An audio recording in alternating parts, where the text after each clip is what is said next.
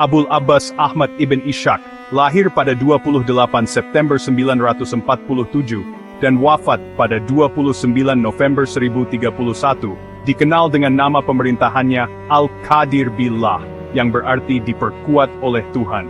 Ia menjabat sebagai Khalifah Abbasiyah di Baghdad dari tahun 991 hingga 1031. Meskipun berasal dari cabang keluarga Abbasiyah yang tidak berada di garis utama suksesi, Al-Qadir mendapatkan pendidikan yang baik, termasuk dalam hukum Islam mazhab Syafi'i. Ia naik takhta setelah sepupunya At-Ta'i digulingkan oleh penguasa Buwaihiyah di Irak, Baha al-Daulah. Meskipun kekuasaan nyatanya terbatas dan berada di bawah kendali dinasti Buwaihi, Al-Qadir secara bertahap memperkuat posisi kekhalifahannya. Ia memanfaatkan persaingan internal di antara para emir Buwaihi, serta peran khalifah sebagai simbol legitimasi dan pemimpin agama. Al-Qadir berhasil menunjuk ahli warisnya sendiri tanpa campur tangan Buwaihi, dan memainkan peran penting dalam membantu emir Buwaihi lainnya, Jalal al-Daulah, untuk mengamankan kendali atas Baghdad. Selain itu, ia menjalin hubungan dengan penguasa Ghaznavid, Mahmud dari Ghazni, yang menginginkan pengakuan khalifah atas penaklukannya. Sebagai imbalannya, Mahmud memberikan dukungan finansial kepada Al-Qadir. Dalam bidang keagamaan, Al-Qadir dikenal sebagai pembela Islam Sunni, melawan dominasi Syiah, yang diwakili oleh dinasti Buwaihi dan kekhalifahan Fatimiyah di Kairo. Pada tahun 1011, ia mengeluarkan manifesto Baghdad untuk mengecam Fatimiyah, dan menyusun doktrin Sunni dalam bentuk Credo Qadiri, yang mendukung mazhab Hanbali dan menolak Mu'tazilah. Kebijakan keagamaan ini memperkuat perpecahan antara Sunni dan Syiah, bahkan sampai membolehkan pengikut doktrin berbeda dianggap kafir.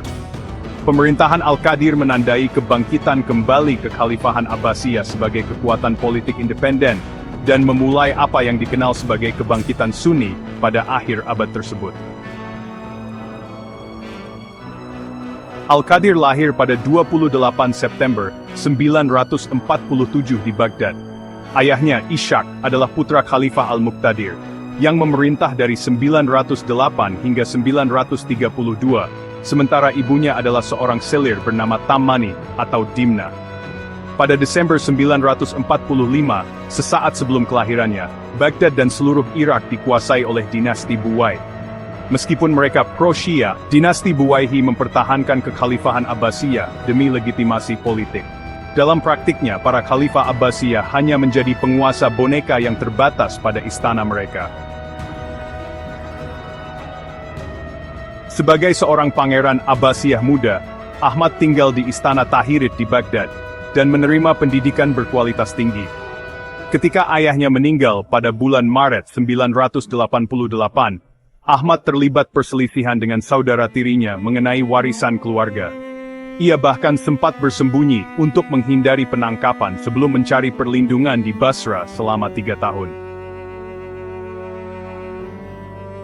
Pada tahun 991, penguasa Buwai Irak, Baha al-Daulah, menggulingkan Khalifah At-Ta'i karena menunjukkan tanda-tanda kemerdekaan politik. Al-Qadir kemudian diangkat sebagai khalifah pada 20 November 991.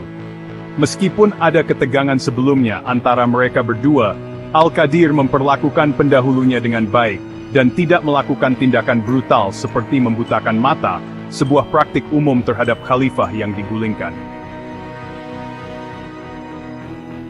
Awal pemerintahan Al-Qadir tidak berjalan mulus.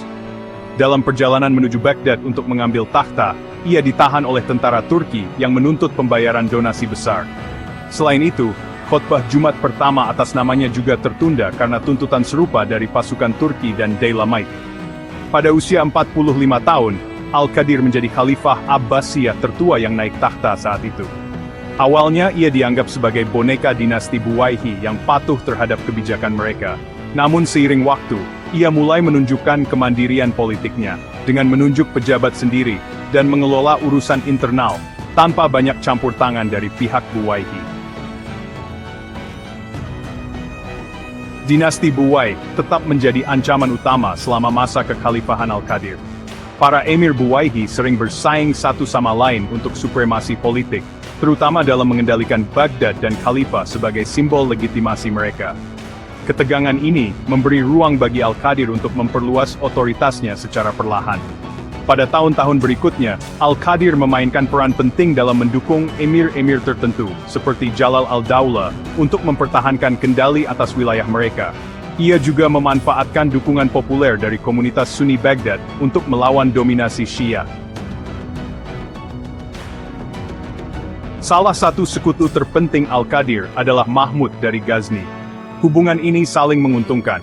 Mahmud mendapatkan legitimasi politik melalui pengakuan resmi dari Khalifah Abbasiyah atas penaklukannya.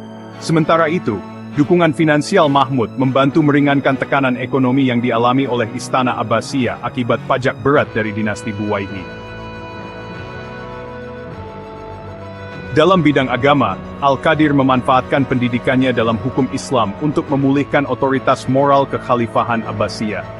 Ia mendukung mazhab Hanbali dalam menghadapi tantangan dari kelompok Mu'tazilah dan Syiah 12, yang didukung oleh dinasti Buwayhiyah. Pada tahun 1011, ia mengeluarkan manifesto Baghdad untuk mengecam kekhalifahan Fatimiyah di Kairo, serta memperkuat doktrin Sunni melalui Credo Qadiri. Kebijakan ini mempertegas perpecahan antara Sunni dan Syiah, serta meningkatkan ketegangan sektarian di wilayah tersebut. Meskipun menghadapi berbagai tantangan politik dan ekonomi sepanjang pemerintahannya, Al-Qadir berhasil memanfaatkan peluang-peluang strategis untuk memperkuat posisi kekhalifahan Abbasiyah, baik secara politik maupun agama. Pemerintahannya menjadi tonggak penting dalam kebangkitan kembali kekuatan Sunni di dunia Islam.